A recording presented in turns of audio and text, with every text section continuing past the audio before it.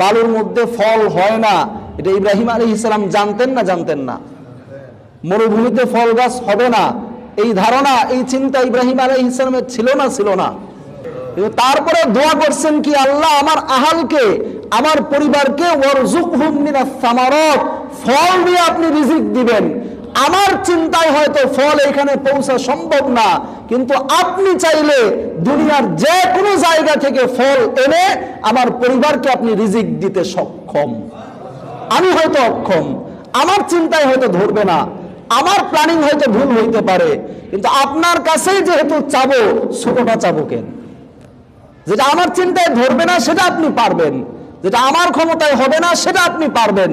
এজন্য আপনার চেষ্টা যেখানে শেষ, সেখান থেকে আল্লাহর দেওয়া শুরু। আল্লাহর কাছে দোয়া করতে কখনো কার্পণ্য করবেন না, আল্লাহর কাছে চাইতে কখনো কার্পণ্য করবেন না। বেশি চাইলে আল্লাহ নারাজ হবেন মোটেও না, বরং আপনি আল্লাহর কাছে যত বেশি চাবেন, আল্লাহ আপনার প্রতি তত বেশি সন্তুষ্ট হবেন।